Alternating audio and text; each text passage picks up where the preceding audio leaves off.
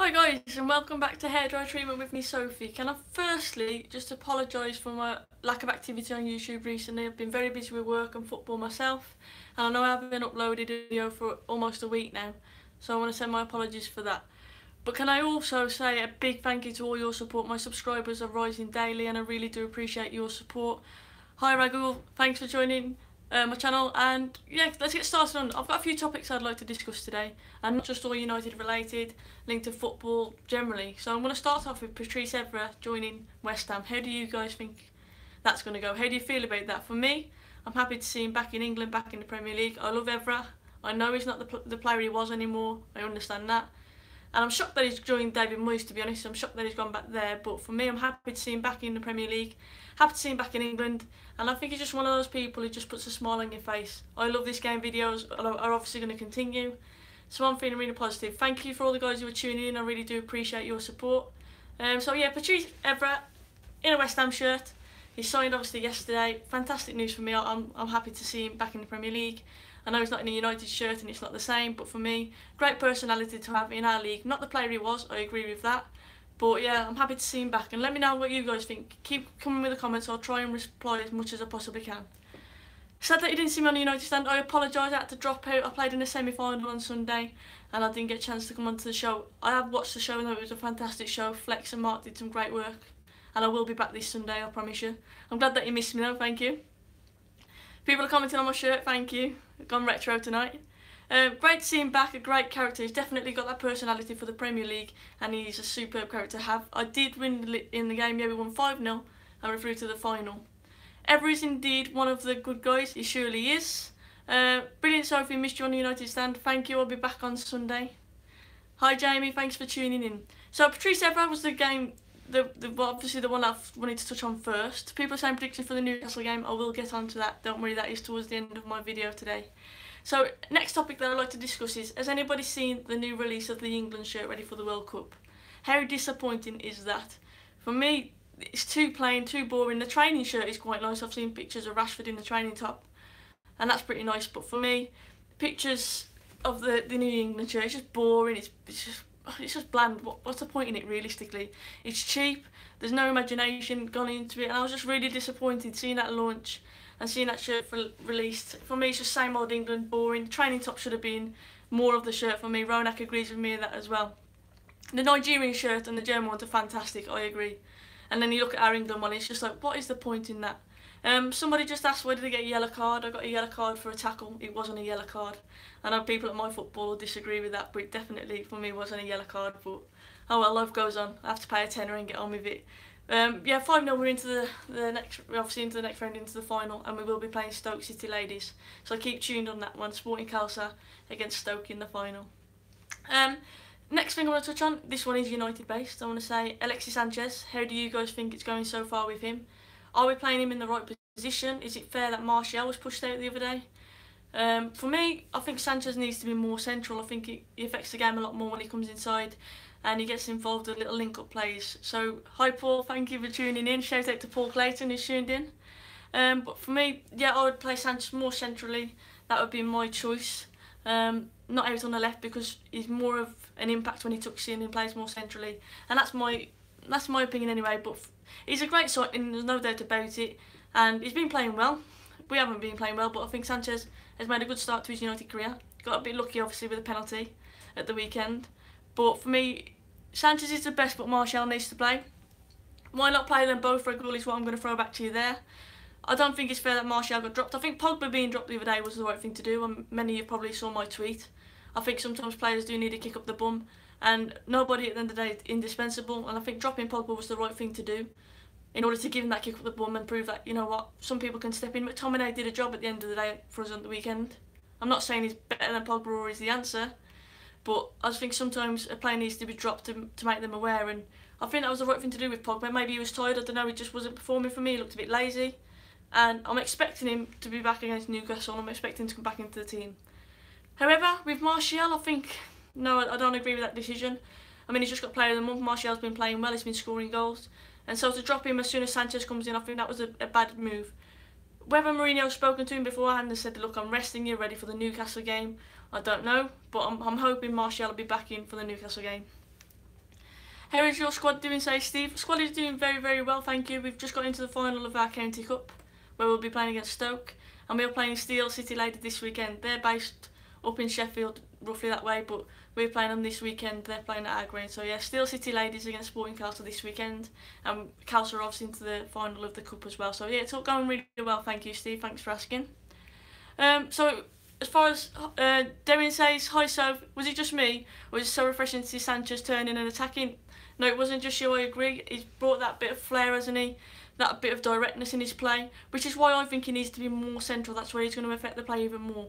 If he's more central, I know Lingard, when he's at his best, people say he runs at players, which is fantastic, but for me, Lingard should be the player, if anybody out wide, because Lingard will track back, whereas Sanchez won't provide that job for Mourinho for United. Sanchez shouldn't be worried about tracking back. He should be given that free role to link up with Lukaku to play centrally, and he will make things happen. He's proved that already in a United shirt. If he plays centrally, he'll make stuff happen.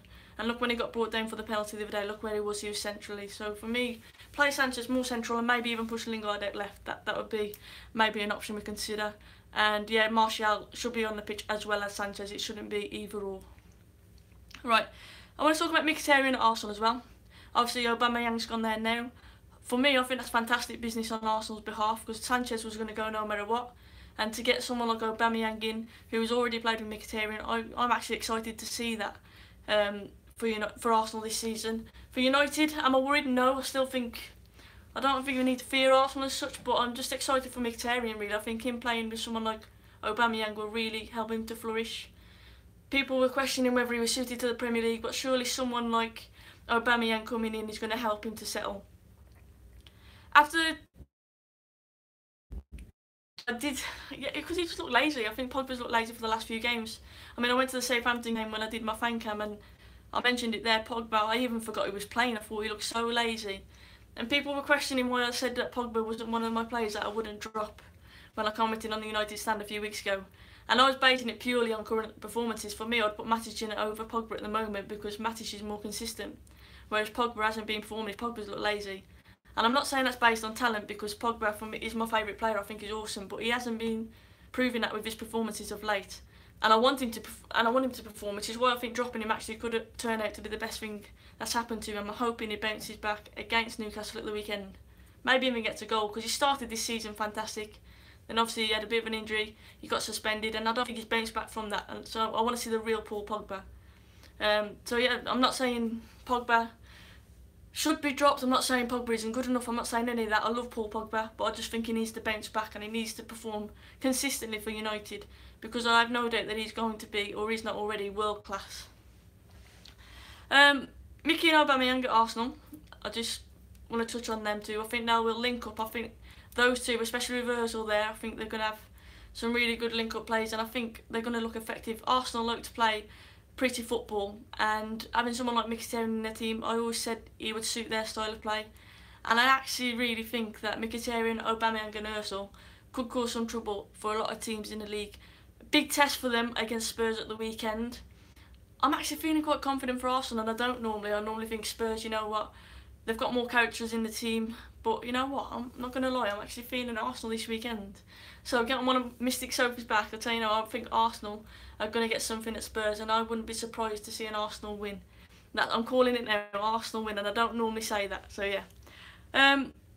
Mahrez then. Obviously, we all know Riyad Mahrez wanted to go Man City. Transfer deadline move looked like it was maybe on the cards. Leicester didn't let that go ahead. How are you guys feeling about the status of him at the moment? Rumours are he's refusing to train. He's obviously not playing for Leicester this weekend. Puel has come out and said no, Mahrez will not be playing. What's your verdict on that? Do we think that Mahrez is right to do that? Is he right to throw his toys at the pram? For me, I think it's an outrage. At the end of the day, Leicester are paying him a good wage. He's in contract with Leicester. He won the league with Leicester. He wouldn't be nothing if it wasn't for Leicester. So for me, I think it's absolutely disgraceful if it is true that he's refusing to train and that he's not going to be in the squad yet again this weekend. And I know if I was a teammate of Mahrez, I wouldn't be liking that either. And I'm not just saying that because it's City who are linked with him. It could be any team.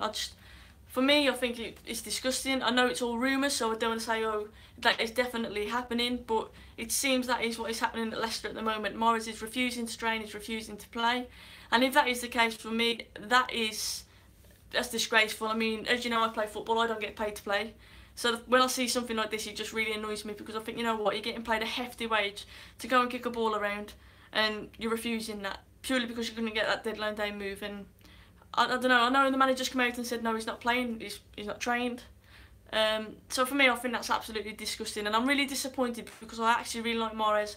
I mentioned him in January transfer, saying, you know what, why don't United put in a bid for him, because I think he's so talented, and he's the kind of wide player that we are lacking.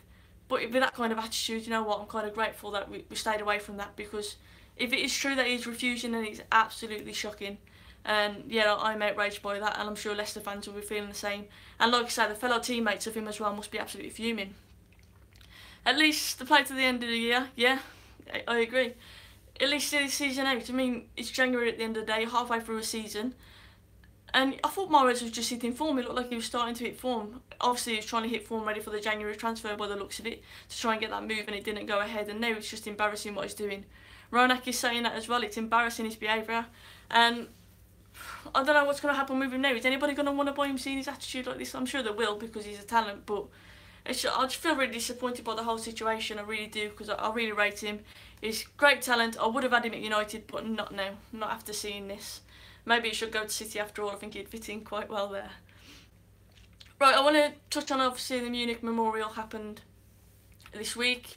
I know I sent a tweet out about it as well, but obviously heartfelt messages were going out across the world, and the amount of clubs who joined in unity as well to send their love to United at this time was absolutely fantastic. And you know what, it made me feel so emotional. I've kind of stayed off Twitter a bit about that. I sent one tweet about it, and that was it really, because the amount of people who were tweeting. I know Flex from the United stand has been in Munich as well, and he saw the old memorial service, and it's just absolutely fantastic. The poem on Sky Sports that was read out at Old Trafford as well for the Flowers of Manchester was absolutely fantastic. So yeah, just a really touching week for all United fans, and I think it was absolutely fantastic, all the support that's gone out. Really emotional, really good to see.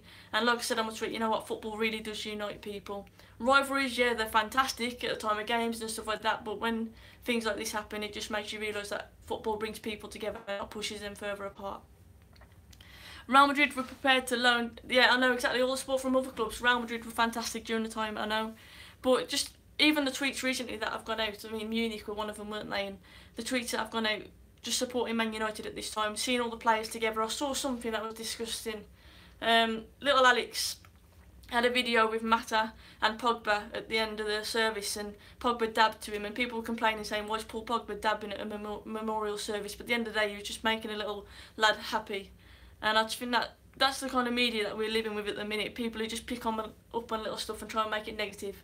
Yes, mainly about United, but about all football players. And I just think that's why the Mahrez situation is so disappointing, because he really is performing negatively. But when you see Paul Pogba and Mata going up to a young lad after the service, smiling, Mata gave him a little kiss, and I think Pogba did a little dab to him and a little smile and a little hug.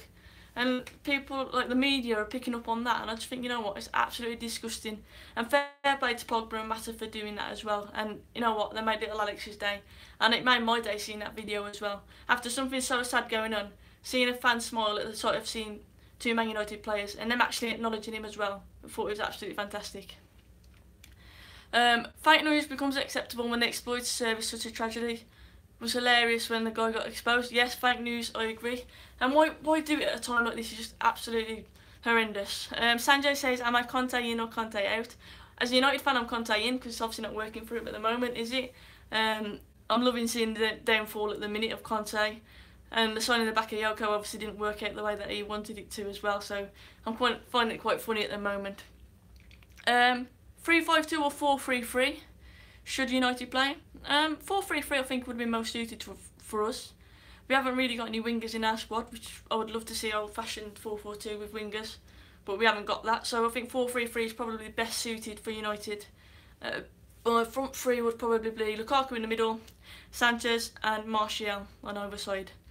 Maybe even try Sanchez on the right and Martial on the left, because Martial was performing well on the left, and let's see how it goes. But for me, Sanchez needs to be given that free role. It depends on formations, and I think it depends who you're playing against as well. For some teams, you're going to set up tactically different. Against Spurs, for example, for me, we got it totally wrong, and we were dominated through the entire game. Our midfield was overrun, and obviously that formation wasn't the best thing to do. Yo, Wagwan, says Carl, thanks for tuning in. Right, I've touched on pretty much everything, so I'm going to move on to the prediction stage of the video. So I'm going to start off with Newcastle against United. What are your predictions for that game? I think we're going to win. I don't think it's going to be a necessarily easy game, but I'm going to say a United 2-0 win is my prediction for that one. I'm hoping Pogba's going to be back into the starting lineup along with Martial as well. So we've got a 3-1 there from Matthew. Hopefully Lukaku and Pogba get on the score sheet. That's my prediction. So I'm going to go over 2-0. Ronak says 3-0. All of us are going with a United win, which is good. Let's hope we're all correct. To be honest, 3 points is all I'm bothered about. Performance would be fantastic as well, but 3 points away from home at Newcastle, it's not the easiest games. They're obviously fighting as well, so yeah, I'm going to go 2-0, 3-0, 3-1 there. Tell your pupils to subscribe. I can't do that for child protection reasons. Don't worry, I've been tempted, Sanjay, and they keep trying to get my channel, but I'm not telling them. If we go 4-3-3, then Pogba will get man of the match. Yeah, 4-3-3, but Pogba needs 2 people in there who are going to do the defensive work. He shouldn't be relying, well, I mean, we shouldn't be relying on Pogba to defend. So yeah, I think Pogba needs to be given a bit of licence to push forward rather than defending, because he hasn't got that, and he proved that against Tottenham. He's not the defensive midfielder. He's more box to box, but we shouldn't be relying on him defensively because he's a bit of a liability, to be honest with you. And he can be very lazy as well, as he's proved, which is why I think Jose dropped him a little bit, because he wasn't following instructions. Sanchez to score against Newcastle, I hope so. Hopefully. He got very lucky with his penalty, didn't he? Against Newcastle, against Huddersfield, sorry. So let's hope he scores a proper goal, should we say, against Newcastle. And then obviously we've got the North London derby, Arsenal against Spurs. What's your predictions on that one? I've already said I actually think Arsenal are going to nick this one, and I'm going to go maybe with a 2-1 to Arsenal. I don't know why, I've just got a funny feeling that something's going to click with them and they're going to get a positive performance against Spurs. So I'm going to go with a win to Arsenal. I'm going to go with 2-1. What's your predictions on that one? Lingard is like Mickey at the start of the season, not doing a great deal of action in the first 80 minutes, but impact later on. Yeah, when games become more open and there's more space. I think when there's more, obviously the teams get tired, or they try and push for a goal against us, which leaves us with more space. Then yeah, players like Lingard, Mkhitaryan, Sanchez they'll thrive more because they've got more space. I just saw someone ask when I'm on the United stand next. I'm on next on Sunday. I will be on every single Sunday night at 8 o'clock. It's just this Sunday because I played in the semi-final. I couldn't make it, but I promise I'll be back on next Sunday. I did tune into the show when I got back. I watched it later on, knowing, like I say, Flex and Mark did a great job. It was an awesome show, but I'll be back on Sunday. Right guys, a bit of a random video today. Richard Ramble, I like to call it, where I do a bit of a talk about some general subjects to do with football, what's been going on in the week.